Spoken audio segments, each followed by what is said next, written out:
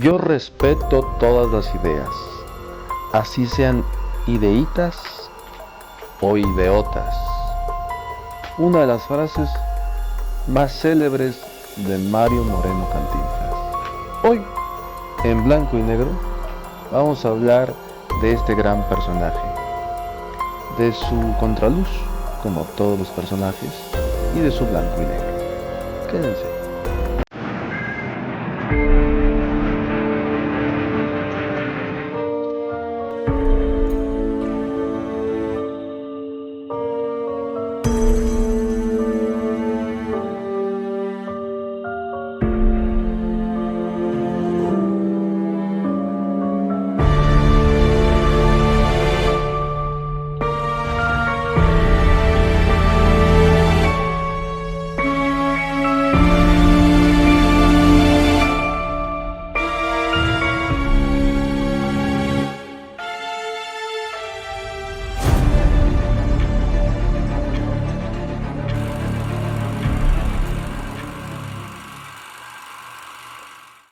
Bueno, ¿cómo comenzar con la historia de don Mario Moreno?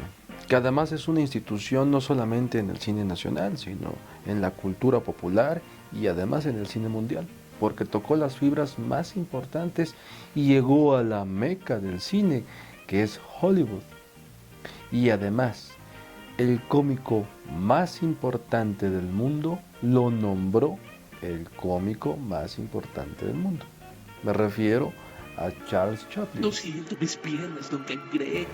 Bueno, comencemos por el principio, pero no nos vamos a ir a su historia romántica y a la vecindad y a lo que vivió en su infancia. No, comencemos desde lo que nos interesa, que es esta vida artística. Y no vamos a hablar de la carpa, porque la carpa ha sido, digamos, muy tocada y trastocada por muchas versiones que incluso se pierden. Que de hecho, yo lo único que puedo agregar a esta cuestión de la carpa es que conocí a un nieto, o más bien bisnieto, de los dueños de esa carpa en la que debutó Cantinflas, y me refiero a Pablo Mendizábal, hijo de la actriz Lili Aragón, que en paz descanse. Bueno, gracias a eso yo también pude conocer un poquito más de este trasfondo que tenía el gran personaje de don Mario.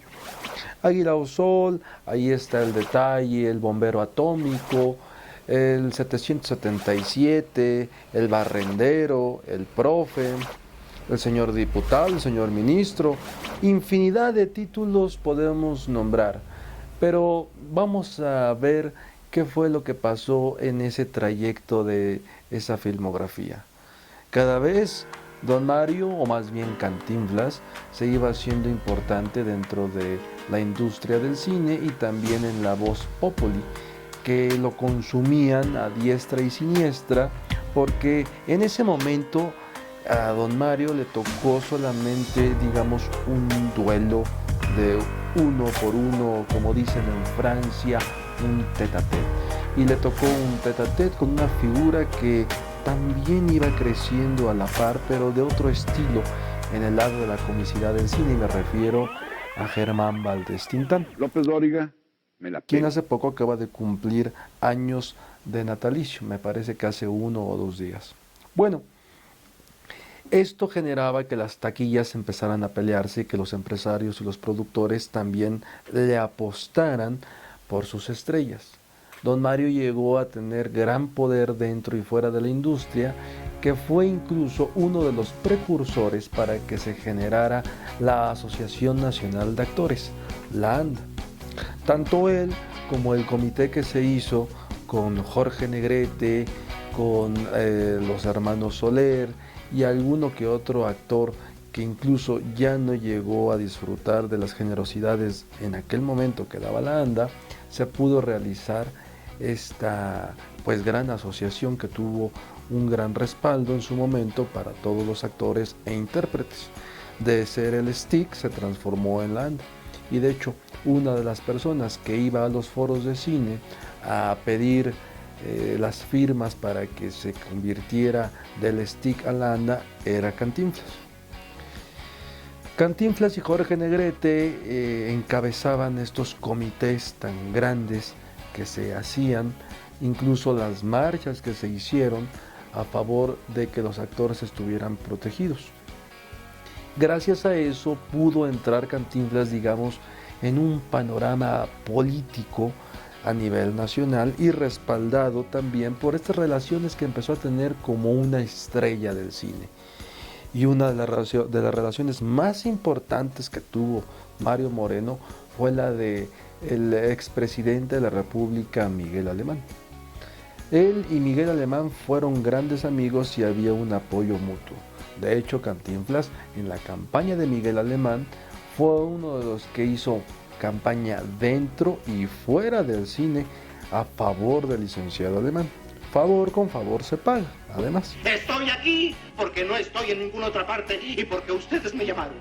Y si el pueblo me llama, el pueblo sabrá porque hoy... Bueno, con este antecedente podemos encontrar una de las primeras ambiciones de don Mario, que era ser diputado, ser senador y quizá en un sueño muy remoto, pero que sí lo tuvo, ser presidente de la República. Cuando hubo una mesa, digamos, entre amigos, con políticos y escuchando estas ambiciones que de pronto soltaba don Mario para ver qué pasaba, a él se le ocurrió decir en medio de un grupo de políticos que él que tenía la aspiración de llegar a ser algún día presidente de la República. En esa reunión también se encontraba el licenciado Miguel Alemán y otros diputados de la época. El licenciado Miguel Alemán, en esta, digamos, confianza que se tenían por la amistad, le dijo frente a todos: don Mario, déjese de chistes, ya nos dimos cuenta que usted es un muy buen cómico. Eso, digamos, fue un aguijón al orgullo de Mario Moreno y le respondió: tiene usted razón, licenciado, porque los presidentes de la República solamente duran 6 años. No necesito y eso en mi vida. hasta el día en que yo me muera. Va a durar. A mí me quieren, a ustedes no. De ese carácter era Mario Moreno Cantinflas.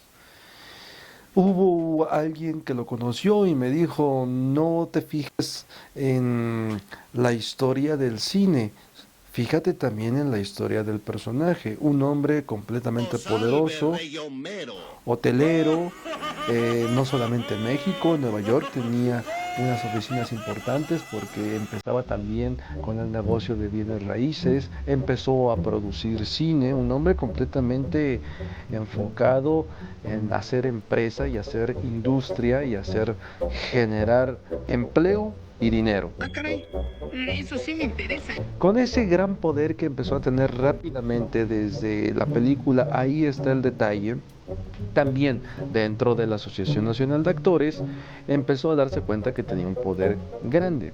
Entonces, haber sido desdeñado por la crema innata de la política nacional le dio una gran lección de vida.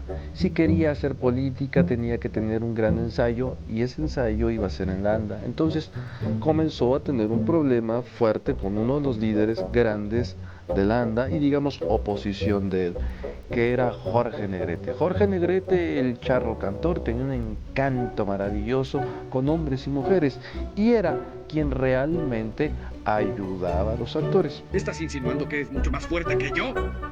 Sí, soy más fuerte. Jorge Negrete les ayudaba en los préstamos que en aquel momento existían dentro de la ANDA porque existía el banco de actores.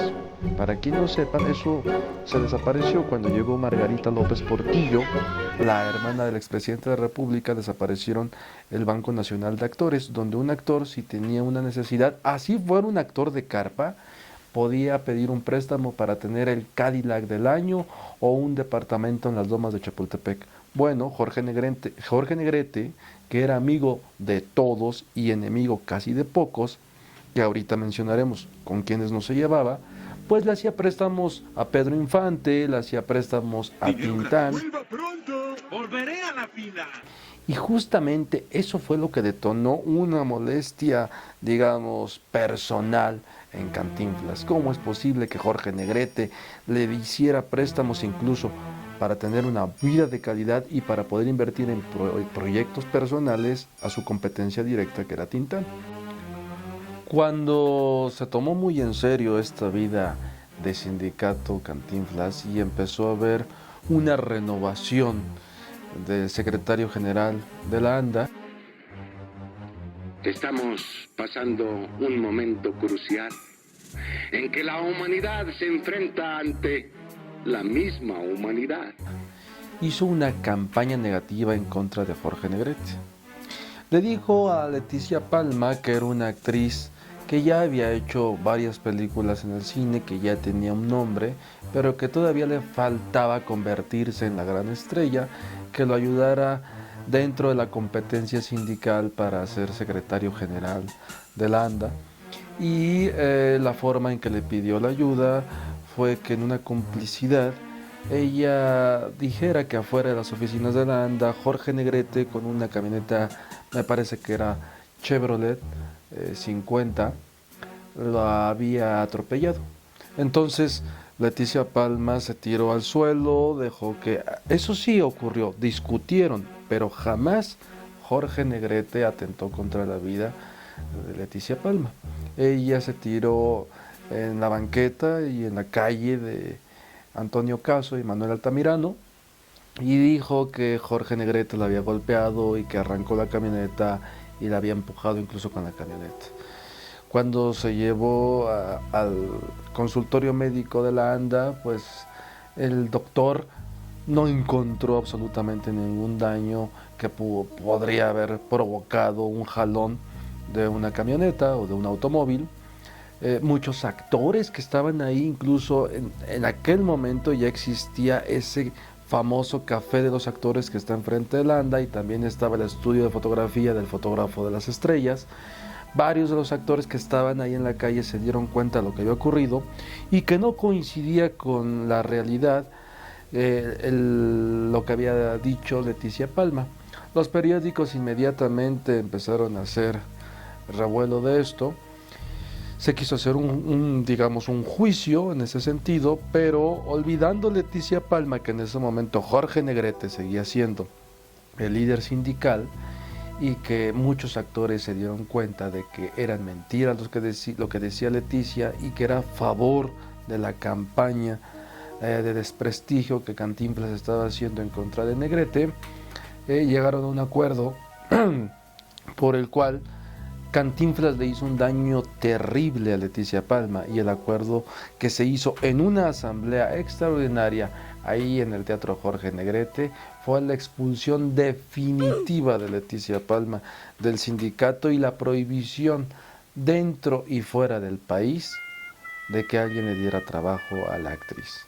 La decepción, la traición. Leticia Palma se fue con los brazos cruzados y jamás se volvió a saber absolutamente nada de ella.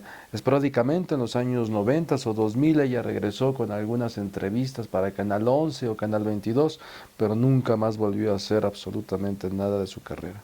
Afortunadamente ella tenía otras formas de vivir para subsistir y eso no le afectó. Se casó además con un hombre acaudalado que le permitió que pudiera pasar los últimos días de su vida de manera holgada, pero su gran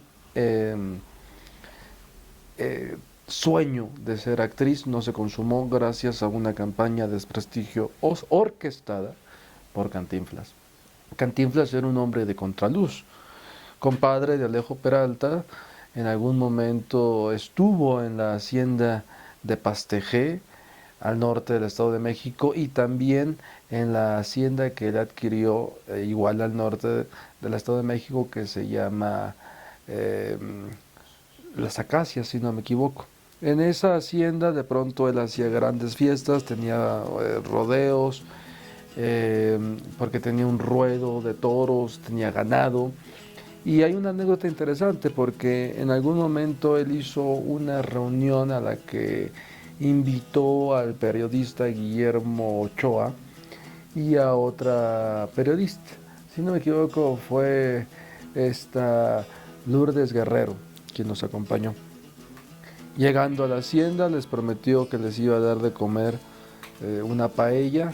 Efectivamente hubo una gran paella y terminando de comer la gran paellera, le dijo a este sobrante que queda del arroz con los mariscos, le dijo a uno de sus empleados que les había servido que vinieran a recoger la paellera porque venía el momento de la copa. Y cuando estos empleados llegaron por la paellera, de una manera un poco displicente, les dijo a los empleados: acábense lo que quedó ahí. No, mire, nosotros somos gente humilde, ¿no? Esto nos da una magnitud de lo que es el personaje. Del otro lado, él tenía una oficina justo enfrente de Bellas Artes, en donde está ese famoso Sears, al que la mayoría de la gente ahora descubrió, se sube al 8º, 9º piso, se toma un café y tiene una vista panorámica del Palacio de Bellas Artes. Lo han, digamos, popularizado demasiado ese lugar, que era privadito, que era un lugar más para intelectuales que para la voz populi. Ese lugar, antes de ser un Sears, eran oficinas, y eran oficinas de empresas privadas. Ahí estuvo la oficina de Monclova y de lo que fue el metro de París. En esa oficina, me parece que en el 3º o en el 4º piso estaban las oficinas del metro de París cuando se empezó a hacer el metro de la Ciudad de México. Estaban representadas por Alex Berger, y en el piso de arriba estaban las oficinas de Mario Moreno Cantinflas. Mucha gente asegura que lo vieron, que se hacían largas filas para ir al piso donde estaba la oficina de Cantinflas y recibir apoyo del actor. Y lógicamente sí daba ese apoyo, incluso daba dinero en efectivo a mucha gente, tanto del medio como de afuera. Les dio casas. Hay un lugar en la Ciudad de México que es un fraccionamiento que tiene, si no, está por Casas Alemán, que tiene, si no me recuerdo, el nombre de Mario Moreno Cantinflas. Es un fraccionamiento enorme, y Cantinflas hizo esas casas para una población de esa zona que vivía en casas de cartón y en casas de techos de lámina. Él llegó y junto con algunos de los amigos que él tenía en la política, pero con la inversión de él, hizo esa unidad habitacional que es enorme. Yo he ido a ese lugar, ahí vivía un amigo mío, y son casas muy bien hechas, que tienen muchos años de vida y que fueron regaladas por Cantinflas. Regaladas entre comillas, porque Cantinflas nunca regaló así nada más. No, Cantinflas decía: bueno, mira, en la casa como tal cuesta tanto, pero te va a costar un tanto menos. Es decir, como un ejemplo, si la casa costaba 1 millón de pesos, él hacía que la gente pagara 200,000 pesos, para que no se viera esta cuestión de que la gente recibe solo por recibir, sin tener el más mínimo esfuerzo. De esa forma es un obsequio también. Nunca entenderé cómo funcionan las altas finanzas.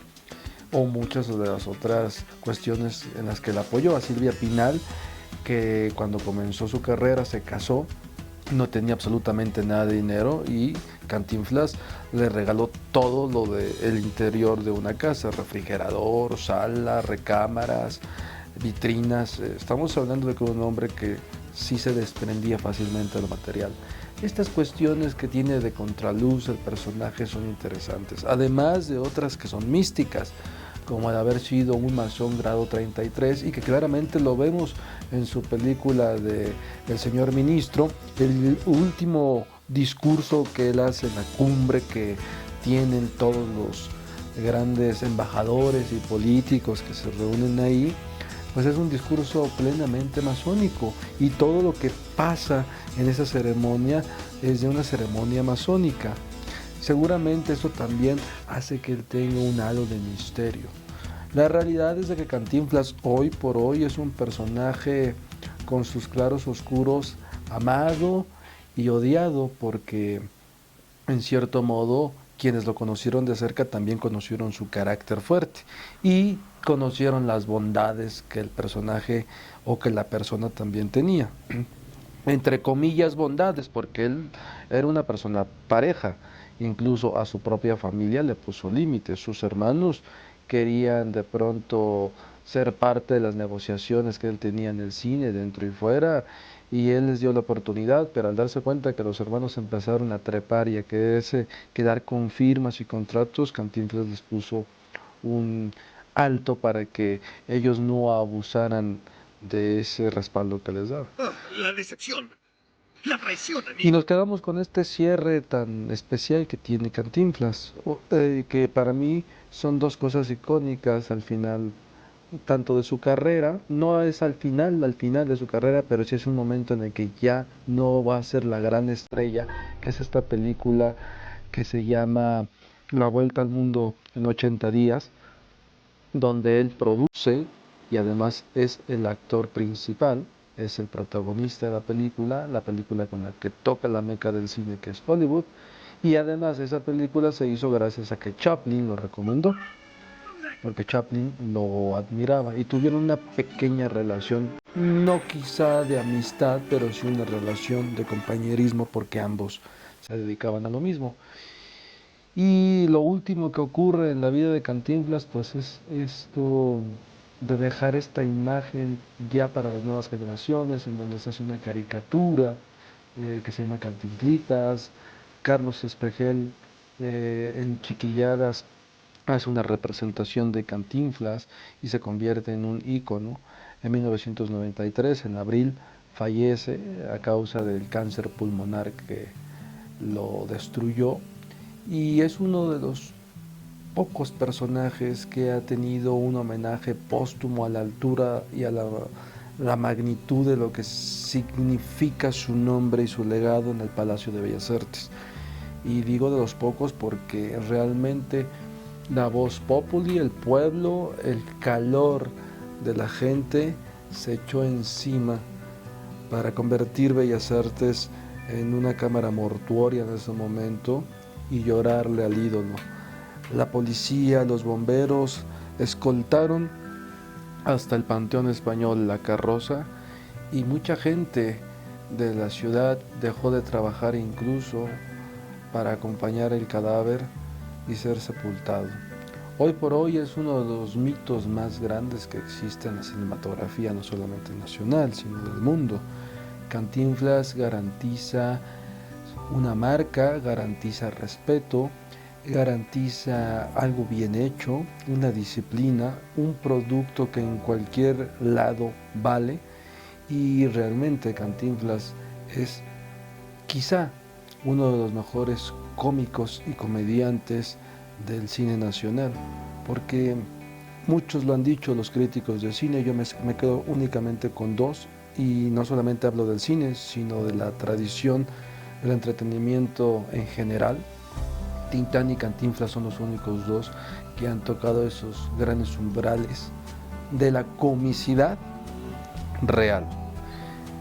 Después, creo que no hubo quien pudiera llevarlos con tanto respeto y sin que se vulgarice la comicidad en México.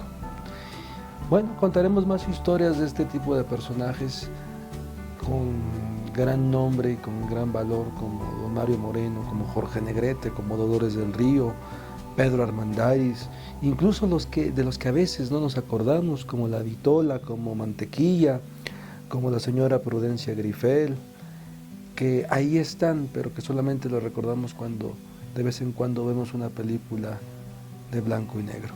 Nos vemos hasta la próxima. Y antes de terminar este capítulo, todos me dicen que yo les diga a ustedes que se suscriban. Yo no sé qué significa eso de que se suscriban, yo no entiendo eso, que dicen que es importante.